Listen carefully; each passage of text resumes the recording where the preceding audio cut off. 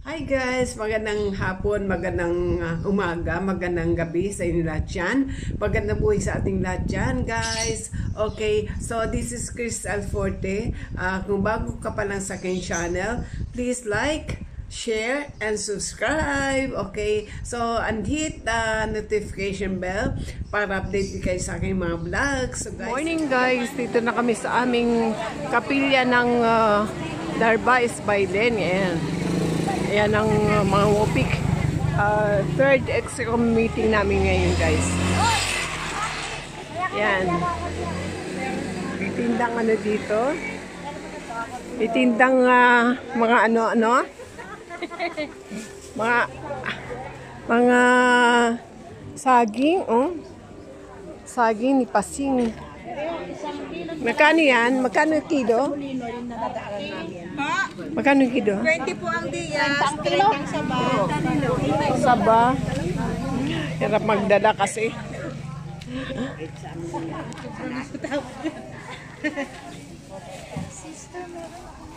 Ayan, may mga tinda. Tinda-tinda sila. Hindi kayo naligaw.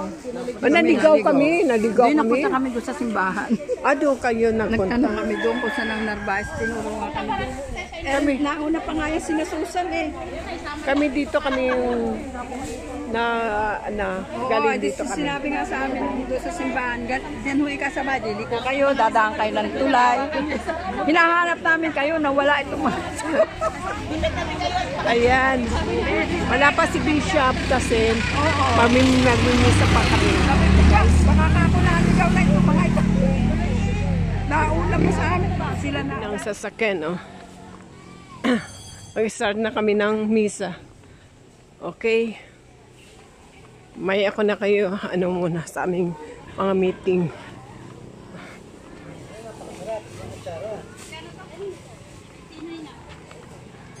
Start na. Misa.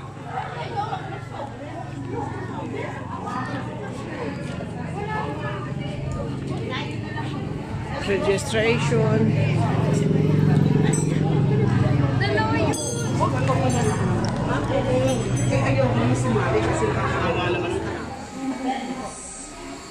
So may quorum po tayo, out of 19, tayo po ay 13.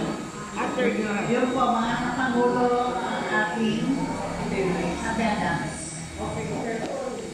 Okay, so 13, parokya, over 19, so meron po tayong quorum. Idideklara ko po sa hapon ito na tayo ay may quorum at pwede tayo mag-proceed sa ating meeting.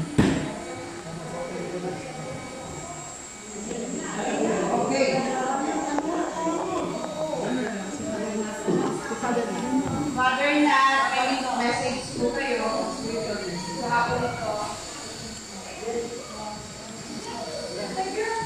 Muli po magandang umaga po sa lahat. Ng uwi. Siguro po yung mga important topics na lang po yung aking babasahin po. Parang reminder na lang po sa atin.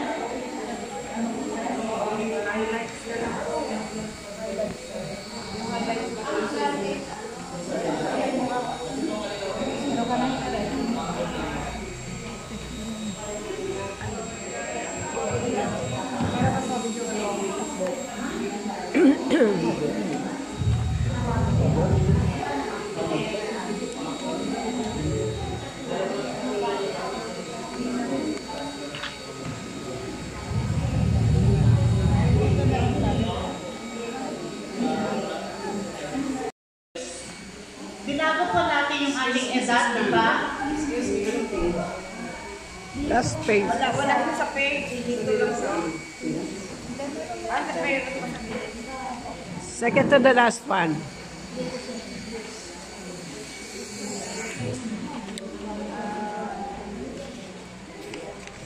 Ano?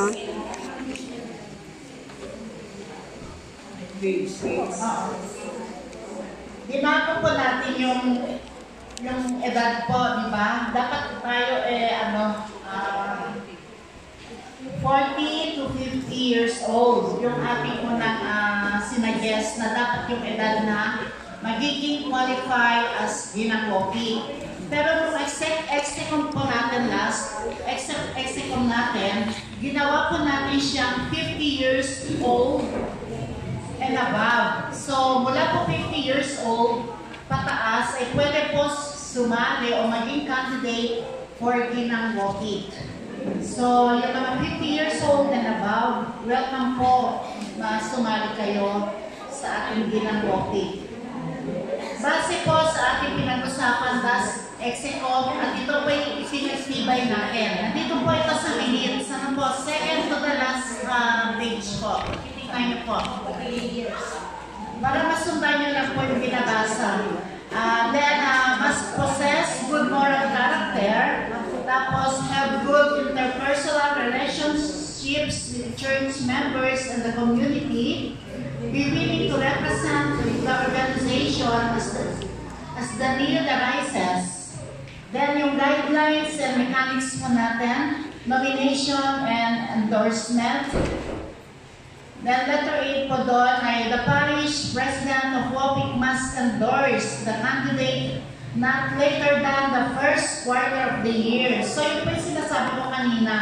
Ang parish president po, dapat ina-endorse yung kanilang candidate not later than the first quarter of the year. So yung ibig sabihin January, February, siguro Feb ng next year, ay pwede na po mag-endorse ng mga pangulo ng bawat parokya na magiging candidate for ng ginangwoki.